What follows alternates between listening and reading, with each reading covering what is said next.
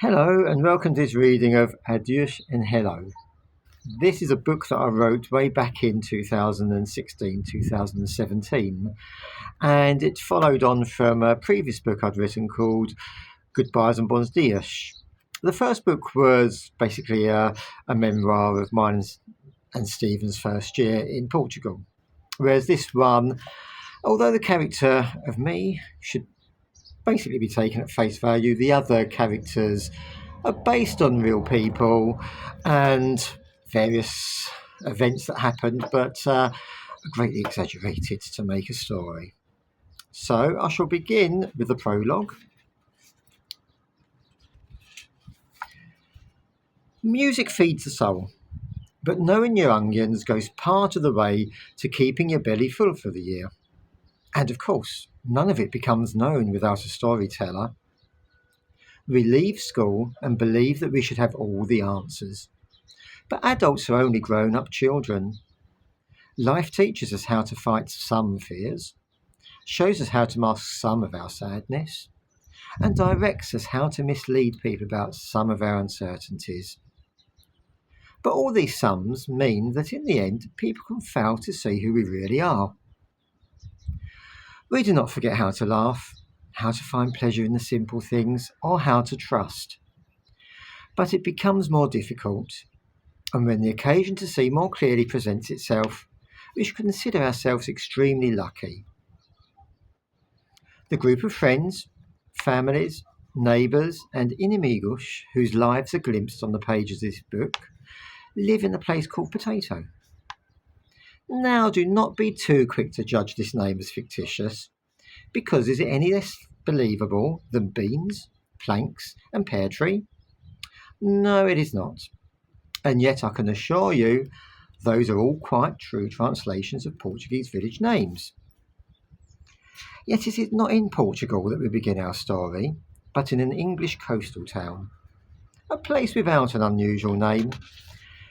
But if looked upon closely, we would no doubt find it has just as many weird and wonderful characters, my family amongst them. St. Nicholas's Chapel in Ilfracombe, perching high above the harbour on Lantern Hill, was once a landmark for mariners. Two men are sitting with their backs to the building, and across the cove the cliffs call to mind the Sphinx. There is no Pharaoh's head, and the front legs of the line stretch away from the broad body of rock, not into a sea of sand, but into the waters of the Bristol Channel. A verdant green blanket lies over the mythical animal's back, like those which are thrown over a racehorse after a big race. The crashing waves with their spray of salty water and the ceaseless sea breezes ensure the limbs of the Sphinx remain bare. But on this warm, sunny day, the currents of air encircling the wooden bench on which the two men are sitting are a welcome sensation that blow away the cobwebs spun during the couple's voyage from Portugal to England a few days earlier. A flag only a very short distance from the men flaps and snaps to attention in synchronization with the ropes which hold it firm, making the sounds of the Union Jack and its ties being whipped against the flagpole echo the sounds below in the harbour, where even in their more protected moorings, the sails of boats are doing likewise. The day is June the 6th, 2015, a couple of days after the two men marked their 5th wedding anniversary. The day itself had been celebrated by a Christmas dinner with the West Wing, complete with crackers and mince pies, and this opportunity to spend a few days catching up with family and friends gave a parallel that could be drawn between their journeying from home on the eve of their wedding years earlier. The distance of the journey on that day, when they had travelled from southeast London to Dorset, was clearly different to the one they had recently made. And though the distance was evident and the miles calculable, the emotional voyage the two men had travelled between that time and now was not as obvious or as easily comprehended, least of all by the couple themselves. Part 1. A Tale of Two Landscapes. And did those feet in ancient time. Jerusalem. Words by William Blake. Music by John Parry. When you are the one who has lived the events, felt their impact and dealt with their consequences, days can be relived within a blink of an eye, entire months within a few seconds, and even years within a few minutes. As you sit there alone, perhaps the only sign you are elsewhere will be a private smile, or more embarrassingly, a thread of saliva making its way down your chin as you remember a particularly delicious meal you once had. Of course, you could be falling apart, but whatever the case, most people will be unaware of what is going on. And too often, the ones who do notice and would like to be of help are locked outside. Chapter 1: Souvenirs. We sat on that bench for a while, hand in hand, looking out over the cove, sometimes sharing our thoughts, at other times keeping our own counsel, but always companions. After a while, I suggested going into St. Nicholas's Chapel, and once inside, we walked around and read a little about the history of the place and its former residents. The building was not large, and before 5 minutes had lapsed, we were heading back out again.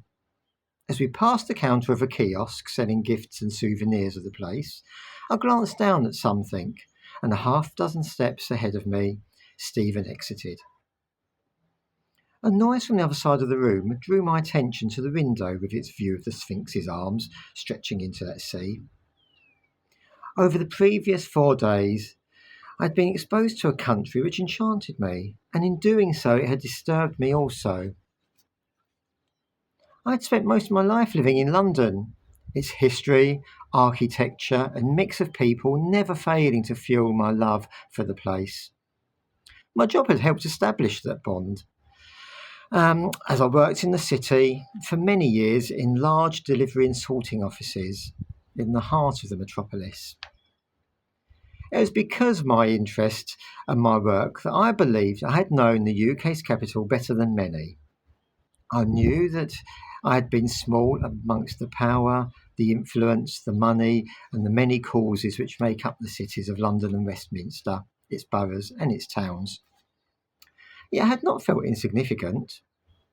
In everyday life, it had not been unusual for me, as for many, to exchange a few words with strangers, or to spend a minute or two on small kindnesses, such as helping a mother with a pram down railway station steps, giving directions, or sharing something as simple as a smile with someone when the overcast skies of England made the world seem grey and unfriendly. My love of literature had sometimes prompted me to comment on books people were reading on the tube, and the printed word had taught me about London and the lives of Londoners whose times and circumstances I could not possibly know firsthand. Of course, I was not naive and had experienced a darker side or two of the city, never forgetting the night on which I had been travelling to work in a near-empty train carriage and a knife had been pulled on me with an accompanying demand for money. Yet the fear I felt on occasions was generally overpowered by the uncontrollable happiness and pride I felt at being able to pop into a museum or gallery and hear the tales told to me by London's architecture. Monuments, brick, and the retained characteristics of disappearing villages that mingled and melded to form London told me about the hopes, wishes, and dreams of former town planners, and the plight of the common man. So, to sum it up, I was British, I was English, but the most accurate way to describe me was to say that I was a Londoner. A feeling of panic came over me as I stood a little distance from that kiosk in St. Nicholas's Chapel. The counter with its souvenirs on display brought a rush of my own memories, knocking me off balance, and I was fortunate to find somewhere to sit before I lost the strength in my legs. But unlike the items on display, my recollections demanded a price that could not be reckoned in pounds. The Portuguese have a word, saudades. It describes a longing for something that is not within your grasp, the mourning of a person or time you once knew. And this is what I felt at that time, the duality of missing London and the realisation that I had never known Britain. In that foreign land that was England, sitting in a bay window high above the sea, I thought about the past few days. With Stephen at the wheel of the car, we had traversed a soft and friendly landscape. The roads on which we had driven during those days seemed to pass all England's green pastures into comfortable landscapes. The charming cottages and picturesque railway stations that were glimpsed from uncongested roads were unfamiliar to someone used to clogged city streets. The native broadleaf trees were not strangers, but I had forgotten and ignored them for too long, as I had stopped seeing the manner in which sunlight highlighted the myriads of greens on the ceiling of leafy tunnels, where Mother Nature, as architect, had persuaded trees to shake hands over the road. England's landscape was vibrant, soft and friendly, and conversely, the ease and comfort it gave me as I passed through it during those days were the source of my disorientation while sitting in St. Nicholas's Chapel. Okay, that's the first chapter. If you'd like to hear more, I shall record another chapter tomorrow called Hopes and Dreams.